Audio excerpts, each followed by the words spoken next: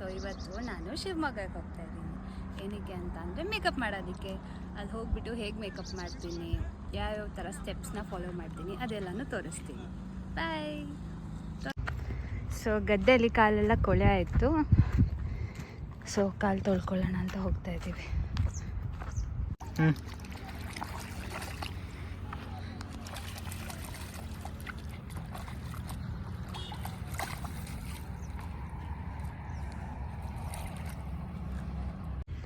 So ಗದ್ದೆ ನೋಡಿ ಎಷ್ಟು ಚೆನ್ನಾಗಿದೆ, ಅಲ್ಲೆಲ್ಲ ಕೆಲಸ ಮಾಡ್ತಾ ಇದ್ದಾರೆ. So we are going to Shivamogga.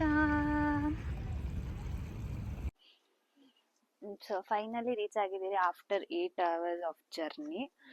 ಆದರೆ ಇನ್ನೂ ಕ್ಲೈಂಟ್ ರೆಡಿ ಆಗಿಲ್ಲ. ಅವ್ರಿನ್ನೂ ಅರಿಶಿನ ಶಾಸ್ತ್ರ ಏನೋ ಮಾಡ್ತಾ ಇದ್ದಾರೆ. ಅವ್ರಿನ್ನೂ ಮೇಕಪ್ ಮಾಡ್ಕೊಂಡು ಇಲ್ಲಿಂದ ಚೌಲ್ಟ್ರಿಗೆ ಹೋಗೋ ಅಷ್ಟರಲ್ಲಿ 5 ಗಂಟೆ ಆಗೇ ಆಗುತ್ತೆ. ನಾವಿನ್ನೂ ಏನೂ ತಿಂದು ಇಲ್ಲ. ಫುಲ್ ಹಳ್ಳಿ, ಸುತ್ತಮುತ್ತ ನೋಡ್ಬೋದು ನೀವು ಒಂದ್ಸತಿ. ಆ ಕಡೆ ಏನೂ ಇಲ್ಲ, ಫುಲ್ ಖಾಲಿ, ಏನೂ ಸಿಗ್ತಾ ಇಲ್ಲ. ಏನು ಮಾಡೋದಂತಾನೂ ಗೊತ್ತಿಲ್ಲ. ಹಸು ಬೇರೆ ಆಗ್ತಾ ಇದೆ, ತಡ್ಕೊಳಕ್ ಆಗ್ತಿಲ್ಲ.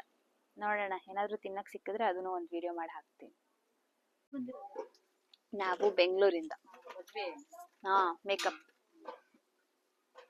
ಇಲ್ಲೇನು ಹೋಟ್ಲ್ ಏನು ಇಲ್ವಾ ಆಂಟಿ ಊಟಕ್ಕೆ? ಎಲ್ಲಿರೋದು ಸ್ಕೂಲ್? ಯಪ್ಪ, ನಾವಿಲ್ಲಿ ಹೋಟ್ಲ್ ಹುಡ್ಕೊಂಡು ಹೋಗ್ತಾ ಇದ್ದೀವಿ. ಇಲ್ಲೇನೋ ಮೇಕೆ ಮರಿ ಕರಿತಾ ಇದೆ. ಕ್ಯೂಟ್.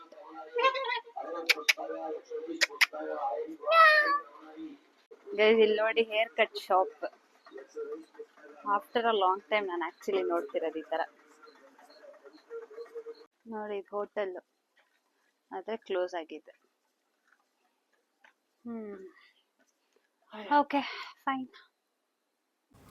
ನೆಕ್ಸ್ಟ್ ನಾನು ಮೇಕಪ್ ವಿಡಿಯೋ ಏನೂ ತೆಗ್ದಿಲ್ಲ, ಬಿಕಾಸ್ ಅವ್ರು ಬರೋಷ್ಟರಲ್ಲಿ 8:30 ಆಗೋಗಿತ್ತು. ಇನ್ನು ಹಾಫ್ ಆನ್ ಅವರ್ಗೆ ಅವ್ರಿಗೆ ರೆಡಿ ಮಾಡಿದ್ದು, ಬಿಕಾಸ್ 9ಗೆ ರಿಸೆಪ್ಷನ್ ಇತ್ತು. ಸೊ ಇವ್ರು ನಮ್ಮ ಬ್ಯಾಂಗ್ಳೂರಿಂದ ಶಿವಮೊಗ್ಗ ಕರೆಸ್ಕೊಂಡ್ರು. ನಾವು ಮಾರ್ನಿಂಗ್ ಹೊರಟಿದ್ದಕ್ಕೆ ಆಲ್ಮೋಸ್ಟ್ 2 o'clock ನಾವು ಶಿವಮೊಗ್ಗ ರೀಚ್ ಆಗಿದ್ರಿ. ಬಟ್ ಈ ಕ್ಲೈಂಟ್ ಬಂದಿದ್ದು 8:30 ನೈಟ್ಗೆ ರಿಸೆಪ್ಷನಿಗೆ ರೆಡಿ ಆಗೋಕ್ಕೆ. ಬರೀ ಹಾಫ್ ಆನ್ ಅವರ್ ಟೈಮ್ ಕೊಟ್ಟಿದ್ದಾರೆ, 9 o'clock ಅಷ್ಟರಲ್ಲಿ ರೆಡಿ ಮಾಡು ಅಂತ. ಈವನ್ ನೆಕ್ಸ್ಟ್ ಡೇ ಮಾರ್ನಿಂಗ್ ಕೂಡ ಹಾಗೆ ಮಾಡಿದ್ರು. ನಾನು ಅವ್ರಿಗೆ ಹೇಳಿದ್ದೀನಿ 6ಗೆ ಬನ್ನಿ ಅಂತ. ಬಟ್ ಸ್ಟಿಲ್ ಅವ್ರು ಬಂದಿದ್ದೆ 8 o'clockಗೆ. 8:30ಗೆಲ್ಲ ಅವ್ರ ಮನೆಯಲ್ಲೆಲ್ಲ ಫುಲ್ ದಬ ಅಂತ ಡೋರ್ ಬಡಿತಾಯಿದ್ರು. ಕೊಡೋಕ್ಕೆ ರೆಡಿ ಇಲ್ಲ ಅಂದರೆ ಹೇಗೆ? ಮೇಕಪ್ ಆರ್ಟಿಸ್ಟ್ ಅಂದರೆ ಏನು ಹಂಗಿದ್ರೆ?